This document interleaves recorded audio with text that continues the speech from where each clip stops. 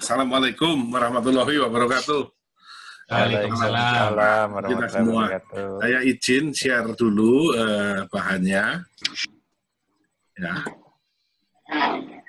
Sudah nongol ya? Sudah. Oke. Jadi malam hari ini kehormatan nih bisa diundang Kang Emil nih. Ya, untuk ngobrol. Biasanya Susi ngajakin, ikut yuk ke wedding, grogi aku. Kali ini ya ngobrol di depan teman-teman nih. Kalau nggak ada COVID ini nggak bakalan terjadi. Ya, ini kan COVID betul. Kita bisa ngumpul 30 orang top wedding vendor Indonesia nih katanya Susi. Bikin saya grogi, belum pernah terjadi ngobrol di depan orang-orang seni yang bergerak di bidang industri wedding Indonesia ini. Ya. Baik, ini agendanya ya, saya kepingin bahas 5 hal. Yang pertama adalah kita mau belajar dulu dari sejarah flu Spanyol. Kenapa kita perlu belajar dari sejarah flu Spanyol? Karena ada kemiripan antara apa yang terjadi di Spanyol pada tahun 1918 dengan apa yang terjadi saat ini.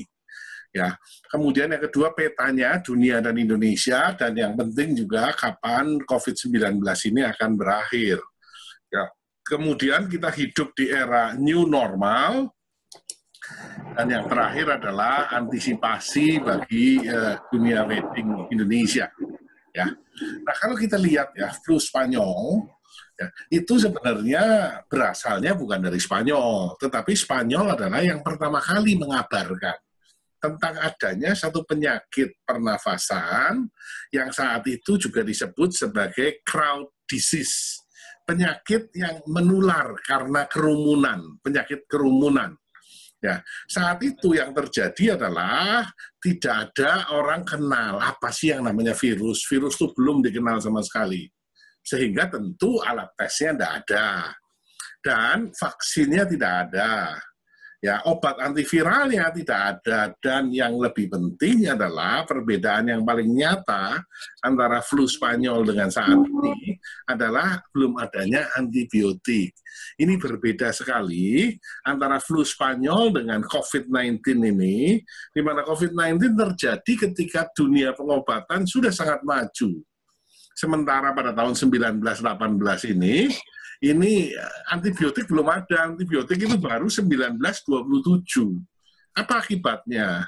Banyak orang mati. Data menunjukkan 50-100 juta orang mati di dunia gara-gara flu Spanyol ini, dan sebagian besar mati bukan karena virusnya, tapi karena infeksi sekunder yang diakibatkan dari virus. Akhirnya bakterinya yang dominan di infeksi sekunder ini. Dan belum ada antibiotiknya, akibatnya ya mati. Ya, antibiotik baru 1927 oleh Alexander Fleming. Nah, yang menarik adalah flu Spanyol. Gara-gara ada flu Spanyol, Perang Dunia Pertama berakhir lebih cepat. Kenapa? Tentaranya mati bukan ketembak. Tentaranya mati bukan karena ranjau, tapi tentaranya mati kena virus. Kodong geletak, mati. Sehingga ya sudahlah, berakhirlah Perang Dunia, mau ngapain bareng-bareng mati. Di daerah kita sendiri di Indonesia, saat itu kan namanya Hindia Belanda, itu ada 1,5 sampai 2,5 juta orang mati. Ya, data tepatnya tentu belum ada karena zaman itu kan sistem pendataan tidak seperti sekarang. Tapi yang menarik gara-gara flu Spanyol ini adalah adanya Departemen Kesehatan tuh muncul di negara-negara maju. Adanya konsep asuransi ini juga muncul. Dan apa sih yang dilakukan oleh negara-negara zaman itu dengan apa yang dilakukan oleh negara-negara sekarang? Ternyata sama. Yang mereka lakukan zaman itu adalah yang mereka namai sebagai non-pharmaceutical intervention, yaitu orang di lockdown. Atau kita sekarang terkenal dengan istilah PSBB, pembatasan sosial berskala besar. Orang tidak boleh keluar rumah, kalau pagi jam 10 dijemur kayak burung, ya kan? Terus kegiatan-kegiatan sosial dilarang, kemudian bisnis dihentikan, pertemuan-pertemuan dihentikan. Ya, ini yang terjadi masa itu. Dan sekarang juga menarik, hampir semua negara melakukan itu dengan beberapa pengecualian yang nanti kita akan lihat di belakang. Nah, apa yang terjadi di bulan April 1918? Lockdown dibuka saat itu karena pandeminya sudah mulai berkurang. Mulai bulan Mei terjadi pesta besar-besaran di Eropa. Dan akibatnya adalah terjadi gelombang yang kedua di bulan Oktober. Ketika belahan bumi utara memasuki musim dingin, penurunan suhu, akibatnya adalah gelombang kedua. Kalau dari 50 sampai 100 juta orang yang meninggal di dunia, ya kalau kita ambil angka 50 juta saja, 12 juta itu meninggal di gelombang pertama dan 32 juta meninggal di gelombang kedua. Makanya kita kudu hati-hati sekali ya, bahwa sekarang hari ini kan sudah mulai nih di Jakarta relaksasi PSBB. 80 mall dibuka. Yang kudu hati-hati adalah potensi terjadinya ada second waves. Ini kudu hati-hati sekali. Betul. Ya. Yes. Nah, tetapi kudu juga disadari bahwa pengobatannya tidak sama dengan zaman dulu. Zaman dulu masih sangat terbelakang. Sementara kalau sekarang kita sudah jauh lebih maju. Nah, kalau kita lihat ya, penyakit berikutnya dalam 16 tahun terakhir, itu ada 4 penyakit yang sama, yaitu mulai dari SARS, flu burung, kemudian MERS, ya, yang menyerang di Afrika, sama satu lagi adalah COVID. Ya. Nah, COVID ini per tanggal kemarin itu mengakibatkan total kasus ada 7,6 juta kasus yang terkonfirmasi dan ada hampir setengah juta orang meninggal dunia. Ini adalah kasusnya COVID di seluruh dunia. Ya. Bagaimana COVID ini sebenarnya? Presiden sudah ngomong ya dari awal, ketika tanggal 2 Maret, kemudian 2 Maret itu kasus pertama COVID di Indonesia, Presiden ngomong bahwa COVID-19 adalah bencana non-alam. Ya. Ini arti daripada bencana non-alam itu kayak apa sih? Ya, kalau kita lihat ya, di dalam kasus bencana alam, misalkan tsunami 200.000 orang mati ya, kena tsunami, selesai tsunami, semua langkah-langkah yang dilakukan oleh pemerintah adalah langkah-langkah pasca pandemi. Ya, terjadi gempa gara-gara gunung meletus, misalkan Merapi. Setelah gunung meletus, langsung penanganannya adalah pasca bencana. Tetapi di dalam COVID ini, bencananya sendiri bencana non-alam, di mana kita tidak pernah tahu sampai sekarang. Tidak ada yang bisa meramalkan sampai kapan sih ini akan berakhir. Beberapa ahli dari Singapura di awal bulan Mei meramalkan bahwa Indonesia akan berakhir di bulan Juni. Tapi kita tahu 14 Juni adalah angka tertinggi kemarin di 1241. Sehingga ini tidak pernah tahu sebenarnya kapan pandemi ini akan berakhir. Jadi ada 2 fase yang kudu ditangani nih. Fase yang pertama adalah fase selama masa pandemi, apa yang kudu dilakukan? Untuk kita, insan-insan di industri wedding vendor. Nomor 1 adalah jangan sampai ketularan. Ya, tentu nomor 1 kita kudu jangan sampai ketularan. Ya. Yang nomor 2 ini penting. Fatalitasnya ini yang kudu dicegah. Ojo sampai mati. Ya, karena sampai mati selesai ceritanya. Ya, ini tidak boleh sampai mati. Termasuk di sini saya terjemahkan, bisnis kita juga jangan mati. Jadi fatality ini di dunia kita punya 2 arti. Kitanya jangan mati, dan bisnis kita juga jangan sampai mati dari sisi fatalitas. Ya, yang ketiga tentu mengeliminir dampak sosial dan ekonomi dari kejadian COVID ini. Ini menarik teman-teman. COVID ini adalah penyakitnya wong sugih, penyakitnya orang kaya. Yang pertama kali ketularan adalah orang kaya, karena yang bisa pergi ke luar negeri itu orang kaya. Ya, tetapi kemudian menular sekarang yang paling menderita adalah orang miskin. Yang paling menderita, walaupun awalnya adalah orang kaya. Kalau kita lihat ya di Amerika, negara bagian mana sih New York, ya, New Jersey, ya, California, ya bukan di negara-negara bagian yang miskin. Kalau kita lihat Italia, ya Italia Utara yang pertama kali kena, bukan daerah selatan. Italia Utara adalah daerah wisata, sementara Italia Selatan daerah pekerja. Jadi teman-teman, walaupun asalnya dari orang-orang kaya, tetapi yang paling menderita adalah orang-orang miskin. Nah, nanti setelah selesai ini, pandeminya bisa dinyatakan selesai, ya. Kemudian apa sih langkah berikutnya? Tentu mencegah gelombang kedua jangan sampai terjadi. Ya, ekonomi kudu dibuka secara bertahap. Kalau tidak dibuka, ya tentu aman, dalam arti kalau diisolasi, lockdown ya. Kalau kita lihat sejarahnya flu Spanyol, negara yang paling ketat mengisolasi, ya memang jumlah kasusnya sedikit, tetapi ekonominya ancur-ancuran di dalam kondisi seperti itu. Walaupun jangka menengahnya bagus karena tidak pada mati, tetapi jangka pendeknya setengah mati. Dan satu hal yang penting adalah karena ini menyangkut lapisan masyarakat yang paling bawah, ini struktur sosial masyarakat kudu dikembalikan.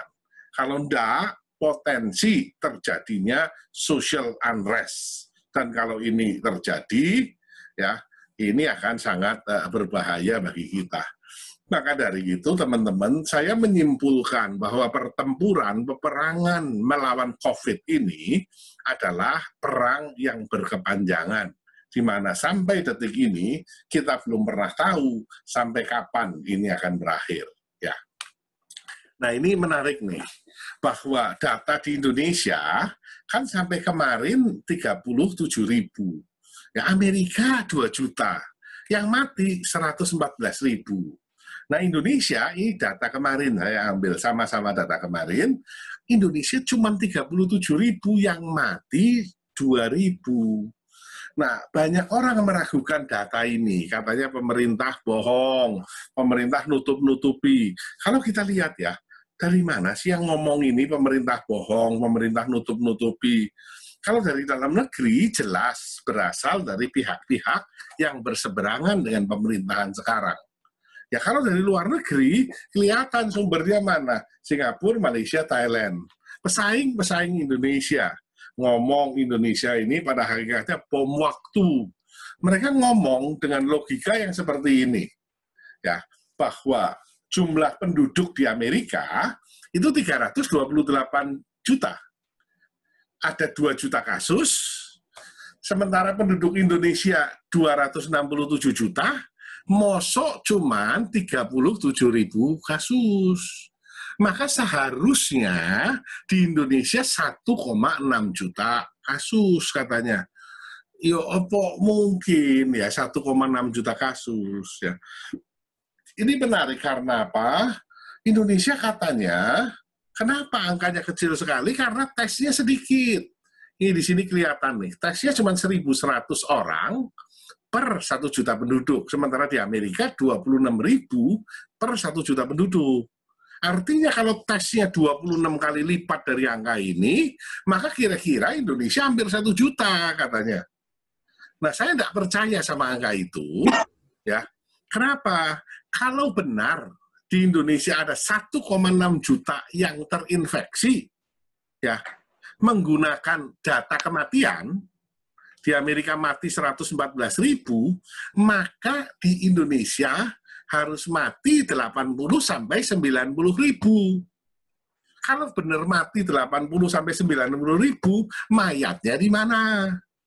Wong faktanya yang mati cuma 2.000. Kalau mati 80.000 dalam 3 bulan, 30.000 dalam sebulan ya. Berarti kan sehari mati 1.000. Mana ada sehari mati 1.000? Kan tidak mungkin. Ya, sehingga angka ini yang sering dikemukakan oleh orang adalah angka yang tidak benar. Ya, benar bahwa angka 30.000, 37.000 itu kecilian. Ya, yang terinfeksi pasti lebih dari 37.000. Dan salah satu penyebab angkanya cuma 37.000 adalah jumlah tesnya yang sedikit. Itu saya sepakat. Ya, tetapi ya kalau sampai ke 1,6 juta itu tidak mungkin. Nggak mungkin. Kenapa? Kita lihat. Saya nggak usah percaya sama angka ini. Saya lihat jumlah yang mati saja. Ya. Kalau dilihat, tahun 2019, ya angka kematian di Indonesia 6,51. 2020, 6,57. Berarti ada tambahan 0,063 per 1.000 penduduk. Atau 16.800 orang dalam waktu 1 tahun. Ini tambahannya saja. Ya, jadi 3,5 bulan ya cuma 4.900. Nah, kalau saya asumsikan bahwa semua orang ini mati karena COVID, 4.900, bukan 2.091, tapi 4.900 ini mati semua karena COVID, dengan tingkat fatality 5,6%, maka yang masuk akal adalah jumlah kasus di Indonesia kira-kira 75.000. Ya, jadi teman-teman tidak perlu terlalu takut. Di Amerika kasusnya 2 juta. Di kita 74.000. Atau kalau kita pakai angka yang lebih gede lagi, 150.000, paling banyak 150.000. Nah, ini kan jadi aneh. Kok bisa Amerika 2 juta, kok Indonesia kecil? Ya, ini menarik nih. Indonesia negara kepulauan, jadi di pulau itu otomatis terisolasi. Terisolasi artinya adalah tidak ada penyebaran di sana. Yang kedua, iklimnya tropis. Iklim tropis ini tidak cocok untuk COVID-19. Suhunya tinggi, kelembaban tinggi, ini tidak cocok untuk penyebaran virus COVID-19.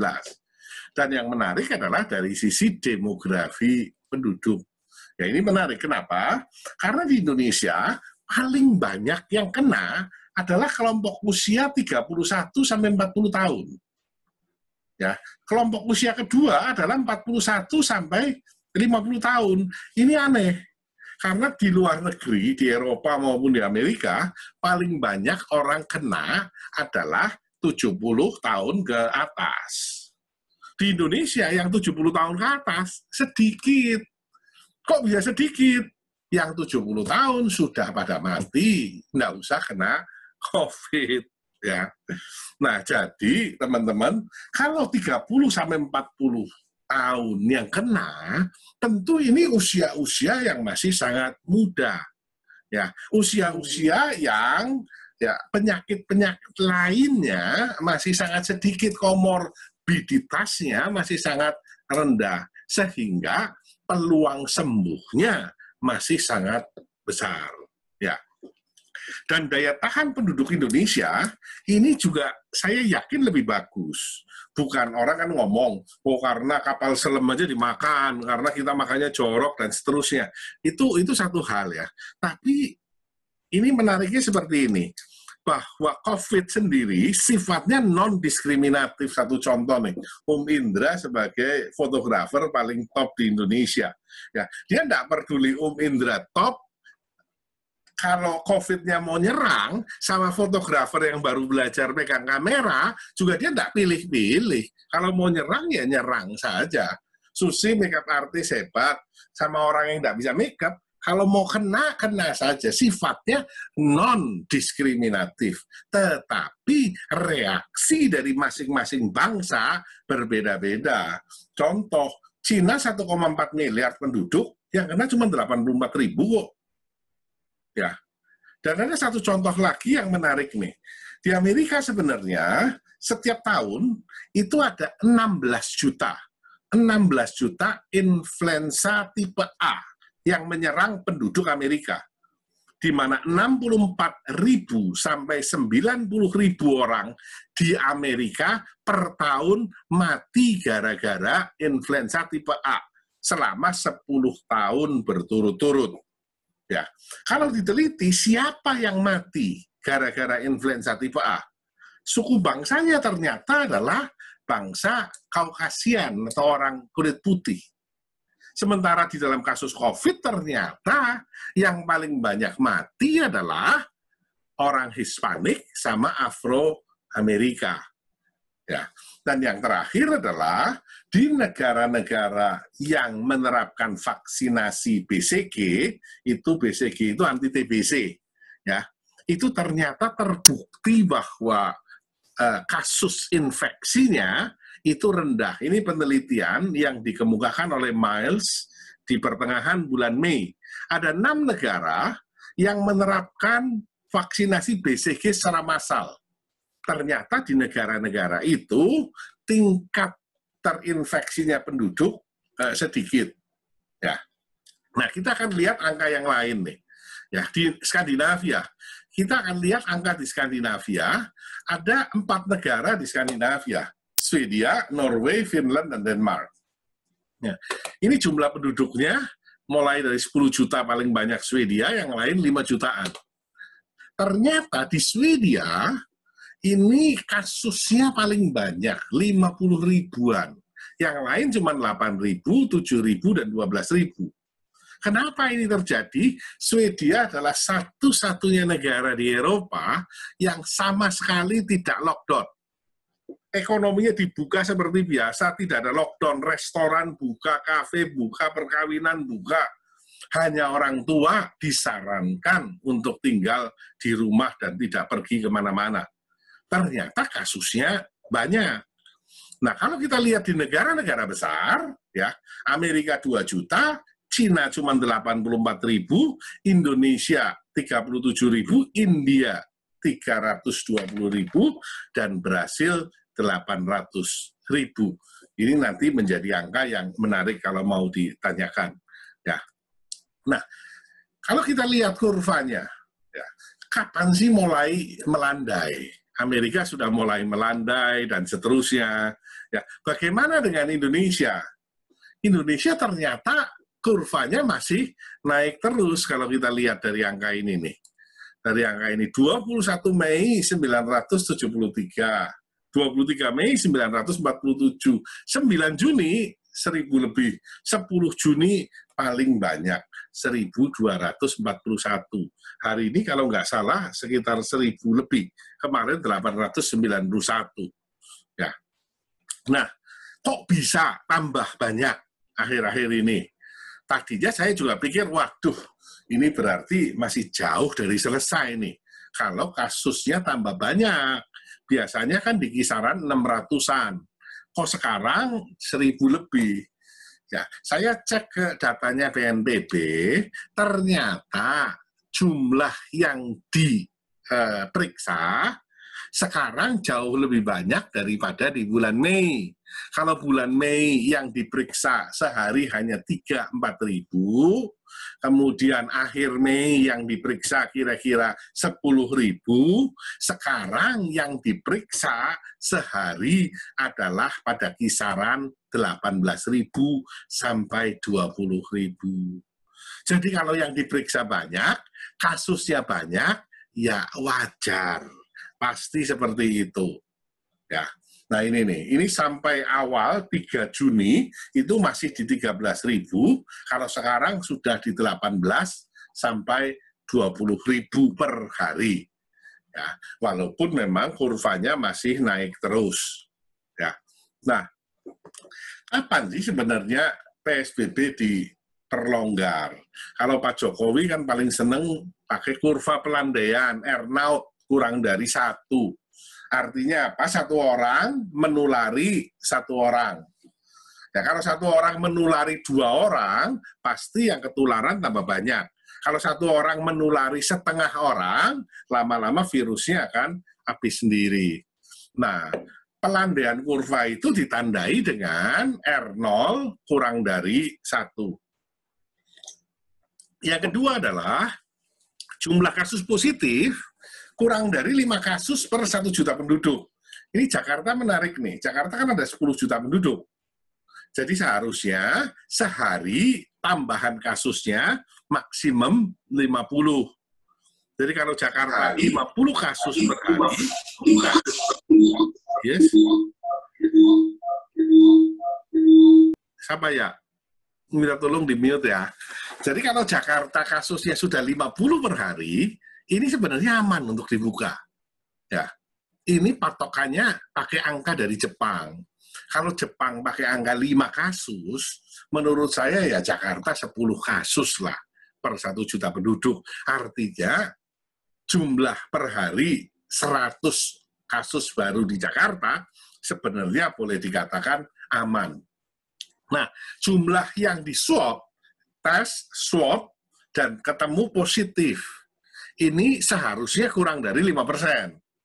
Nah, di Indonesia karena jumlah swabnya masih sedikit, maka yang di swab dan positif, data hari ini adalah 11,9%. Ini masih ketinggian. Ya. Kalau kemampuan rumah sakit, kelihatan pasien yang sembuh, itu sudah 4 kali dari angka yang mati. Artinya secara rumah sakit kita sudah oke, dan jumlah pasien yang meninggal per hari kurang dari setengah dari nilai puncak selama 2 minggu berturut-turut. Ini juga sudah oke. Dan kemampuan mendeteksi ini juga kita akan tingkatin terus sampai ke level 25.000. Sekarang sudah ada 103 laboratorium di Indonesia yang bisa menangani untuk uji COVID. Ya. Ini saya pakai datanya Jakarta nih. Jakarta sudah 0,99. Ini presentasinya Anies Baswedan. Ya, 0,99 berarti praktis sudah aman. Kalau dilihat dari kasus hariannya, kita lihat ini Indonesia, rata Indonesia, ini luar Jakarta, dan Jakarta sudah praktis di angka 100-an. Praktis menurut saya ini satu angka yang cukup aman. Angka kematiannya juga Jakarta rendah, kira-kira 4 orang per hari, sementara di luar Jakarta masih sangat tinggi. Ya, ini adalah grafik kecamatan-kecamatan atau RW-RW ya di Jakarta yang masih positif, yang masih dianggap sebagai daerah merah. Ya, ini bisa dilihat di sini. Ya. Nah, jadi karena tadi data-datanya menunjukkan hal yang baik, maka tentu saja PSBB mulai direlaksasi, masuk ke yang namanya masa transisi. Ya, tapi kudu disadari ya bahwa relaksasi PSBB ini bukan berarti bahwa sudah 100% aman. Relaksasi PSBB harus dibaca karena ekonomi harus bergulir. Kalau semakin ditutup, semakin dikunci, ya beban yang ditanggung oleh negara sedemikian besar. Dan Indonesia tidak punya duit untuk sebesar itu. Nanti akibatnya adalah terjadi satu social unrest. Orang tidak bisa kerja, ya. Selalu yang diomongkan kan bahwa Gojek tidak punya penghasilan. Bukan Gojek yang tidak punya penghasilan itu siapa? Yang tidak punya penghasilan itu tukang cukur. Yang tidak punya penghasilan itu makeup artist, supir taksi, warteg, orang dekor, bunga. Itu kan tidak pernah disebut. Orang dekor, bunga, MC, tidak pernah disebut. Yang selalu bolak-balik disebut hanya supir Gojek. Ya. Tapi masih banyak profesi-profesi lain yang sama sekali tidak punya penghasilan gara-gara ekonomi ditutup secara total. Ya. Nah, kalau kita lihat nih, ya, bahwa masa transisi ini, kata gubernur, akan berakhir 1 bulan. Sambil dilihat, harapannya tidak terjadi satu gelombang yang kedua. Ya, selama kita kudu menyadari bahwa yang namanya COVID adalah penyakit kerumunan. Sehingga kita menghindari kerumunan. Itu yang pertama. Nah, kalau terpaksa harus berkumpul, jangka waktunya diperpendek. Ya, ini menarik. Di Singapura, termasuk ketika masa lockdown, salon masih boleh dibuka. Kenapa salon masih boleh dibuka? Dianggapnya adalah kebutuhan dasar manusia untuk cukur. Hanya cukur tok. Ngecat rambut nggak boleh, bonding rambut nggak boleh, yang lain tidak boleh. Hanya boleh untuk cukur, karena manusia bukan serigala. Rambutnya kudu dicukur. Ya. Nah, ini kudu disadari bahwa nomor 1, jangan berkerumun. Yang nomor 2, kalau terpaksa berkumpul, waktunya diperpendek. Nomor 3, tentu pakai masker, ya, dan tentu saja cuci tangan.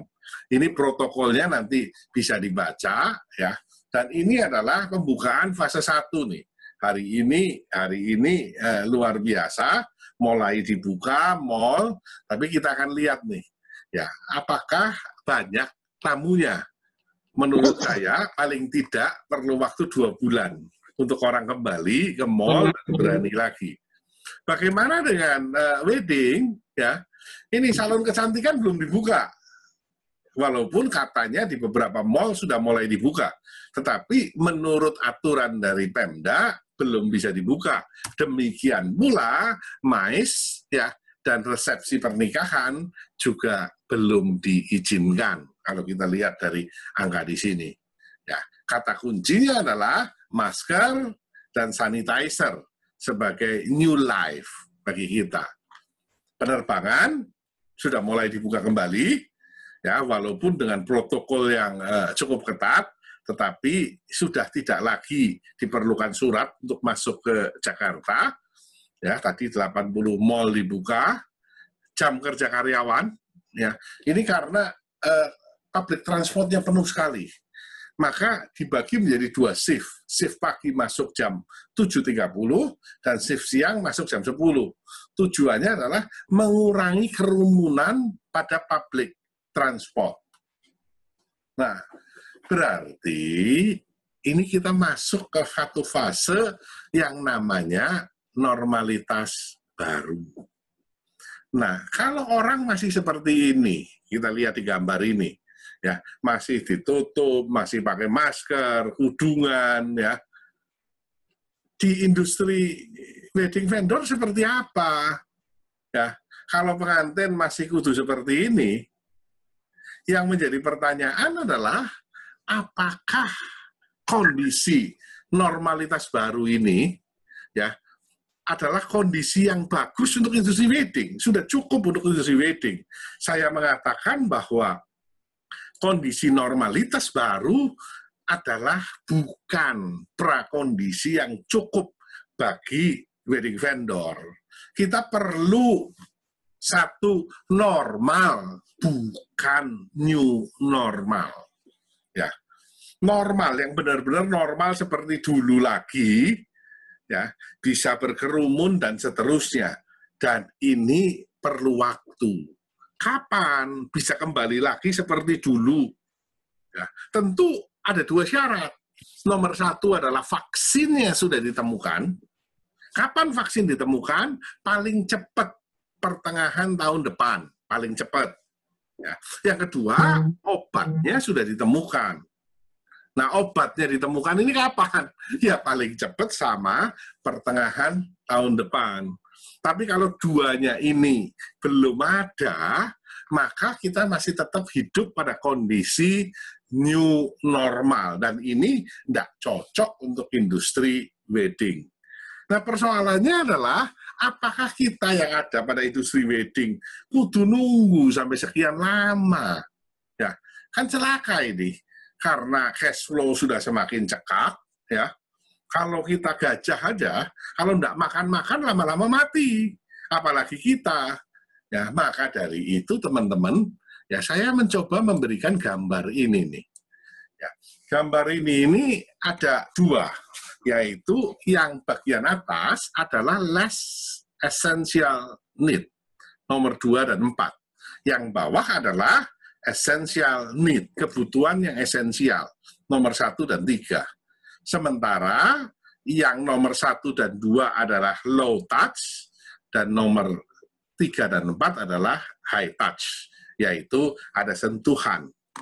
Ya, nah, di dalam kondisi normal,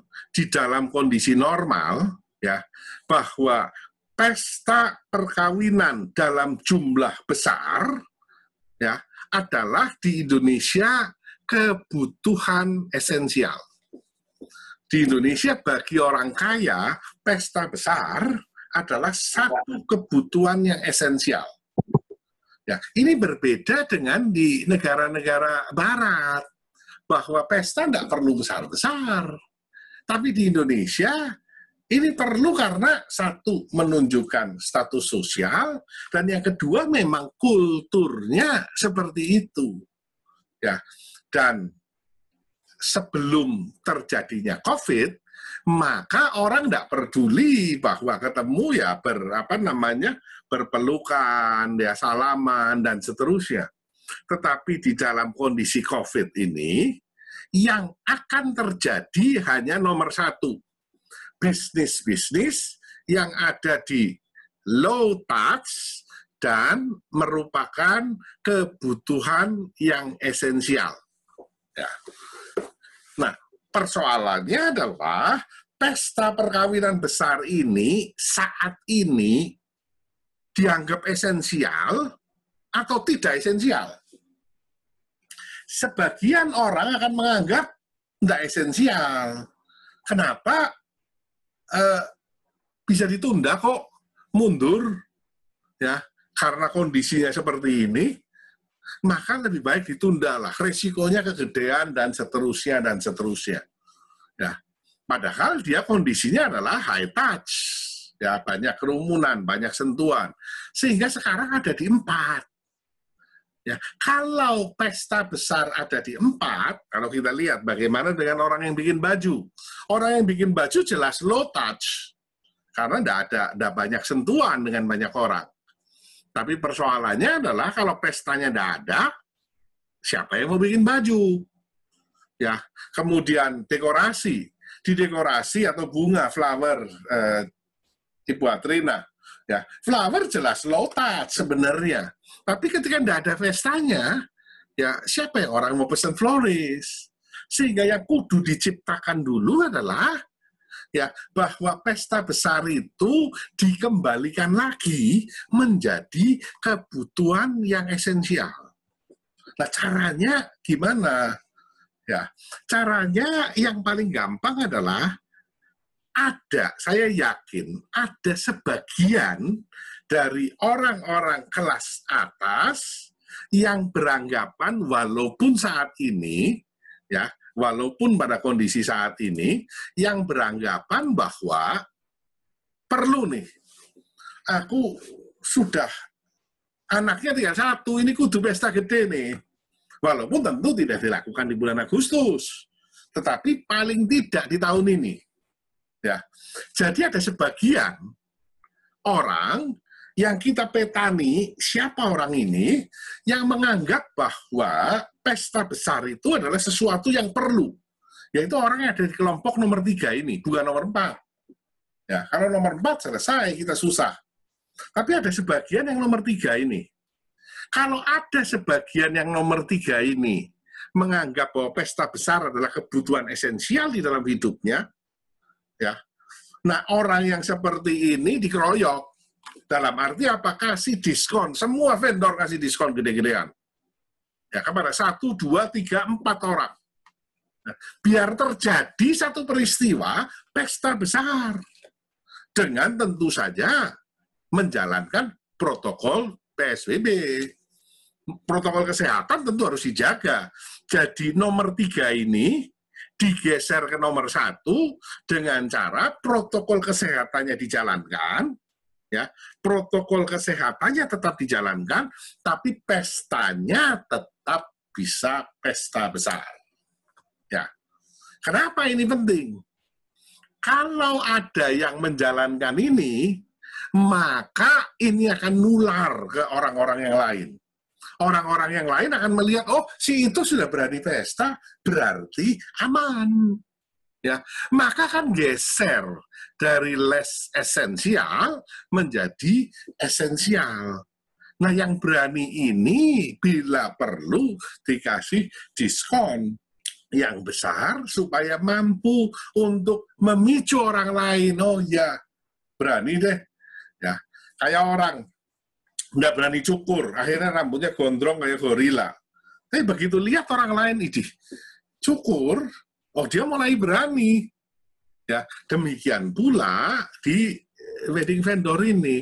Jadi kudu ada peristiwa kembali lagi pesta gede dianggap sebagai esensial.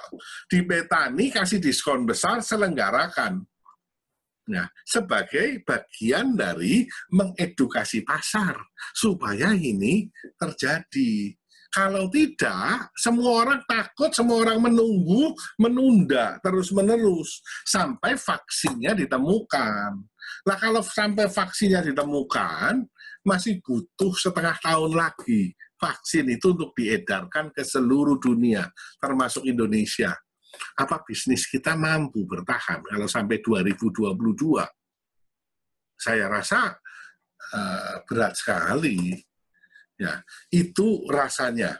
Jadi geser Petani, siapa kira-kira target klien kita yang sudah ada di database kita, yang mau pesta, kira-kira bila perlu ajak hotel untuk menawarkan satu diskon, dan seterusnya, kerjasama keseluruhan selenggarakan selama protokol kesehatannya dijalani.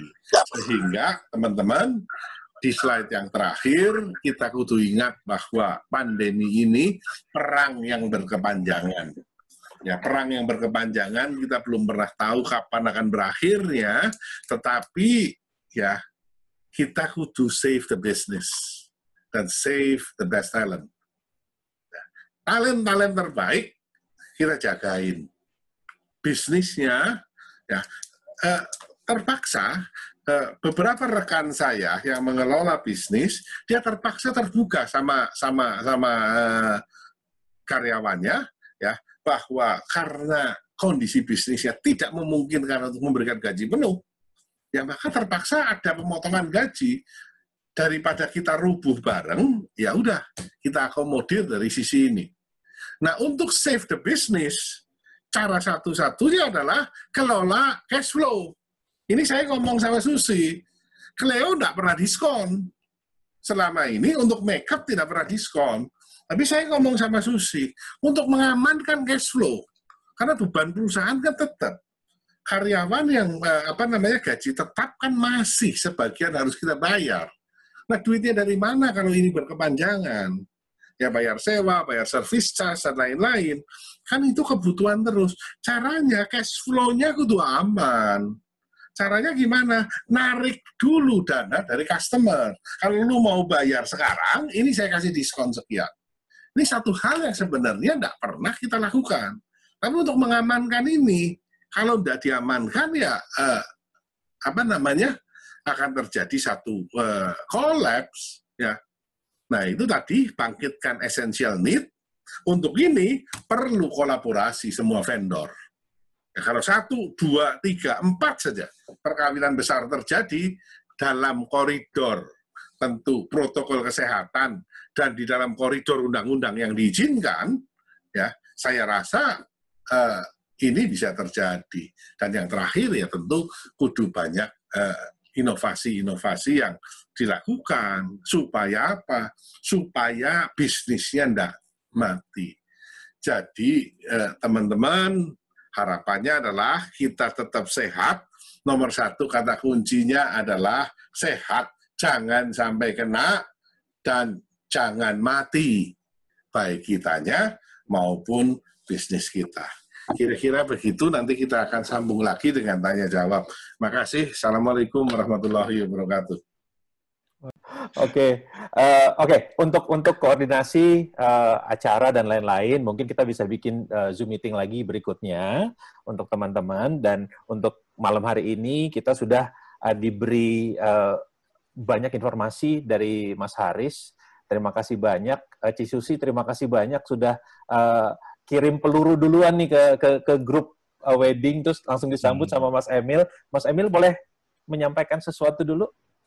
Aku sih terima kasih, jadi Mas Haris sudah berkenan ngasih masukan, karena saat ini kan kita selalu berpikir bahwa gimana ya dapetin acara, tapi kita nggak pernah berpikir yang paling dekat. Kalau buat saya, terus terang adalah, yang paling mengena adalah Mas Haris menyadarkan kita bahwa kita harus mempertahankan cash flow perusahaan kita, karena kita bukan berada di perusahaan yang merupakan perusahaan-perusahaan yang bisa memiliki dana cash flow yang seperti perusahaan-perusahaan besar, tapi kita kan di dunia wedding pasti setiap orang punya kapasitas berbeda-beda nih. Jadi makasih banget Mas Haris untuk masukannya, bagaimana untuk kita bisa menyikapi agar sedikit membuat kita menjadi lebih tenang dan ketakutan-ketakutan yang harusnya nggak perlu. Mudah-mudahan itu bisa kita tularkan ke klien kita. Thank you banget Mas Haris ya. Amin. Mas Haris, terima kasih. Mas Haris, ada kesimpulan terakhir, ada kesimpulan atau yang terakhir mau disampaikan? Cukup stay healthy. Stay healthy pokoknya. Pak Indra, ada Pak Indra mau bicara sedikit? Iya. Enggak, thank you banget. Itu very good insight gitu ya, apa yang mengenai COVID saya rasa banyak sekali yang kita, karena kan banyak sekali informasi-informasi yang salah juga kita dengar ya. I think it's a very good information. Terima kasih sebelumnya Mas Haris, sama Susi, Dado, dan Emil. Terima kasih. Mau foto dulu tuh. Mau foto. Ini gimana ya, mau foto tapi banyak yang ngumpet nih. Hah? Mau foto, aku muncul. Ivan langsung muncul, Ivan Ayo, kita ada Mbak Dina sudah, oke, semuanya muncul dulu yuk, yang berkenan muncul. Gue pakai kaos kutang.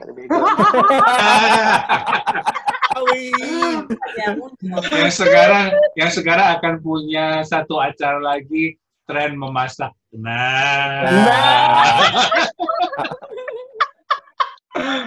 Ini di gue ada dua screen nih, nggak bisa langsung semua ya ini ya? Nggak bisa.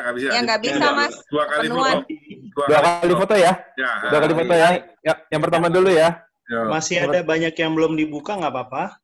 Ada Tante Wati belum buka. Tante Wati. Airin. Tante Watinya lagi sampai dengernya di tempat tidur. Oh, Tante Wati dia. Ya udah nggak apa-apa. Ayo lihat ke kamera semuanya. 1, 2, 3. Lagi. Sebentar lagi. Sebentar, di screen yang kedua ya, bentar. Screen yang kedua ada beberapa nih yang belum juga di bawah. Yuk, lihat ke atas. 1, 2, 3. Lagi. Sip. Oke. Terima kasih semuanya, teman-teman. Tepuk tangan dulu dong buat Mas Haris. Tepuk tangan dulu buat Mas Haris. Terima kasih sudah jadi moderator. Terima kasih ya, Emi. Terima kasih semuanya. Kita Dado, terima kasih. Terima kasih Pak Haris. Terima kasih Ko Yuchen. Ko Yuchen nggak ada suaranya ya? Ini ngomong gue. Oh iya. Riawan. Ivan. Mesti di-unmute. Ivan. Mas bro. Aku sambil tarik Yung. Nggak mau kemana. Baik. Terima kasih ya semua teman-teman ya. Terima kasih semua. Mas Haris, terima kasih banyak sudah dikasih pinjam account Zoom-nya sampai bisa 1,5 jam. Terima kasih banyak. Susi, Mas Emil, Mas Dado, terima kasih. Thank you. Terima kasih. Bye.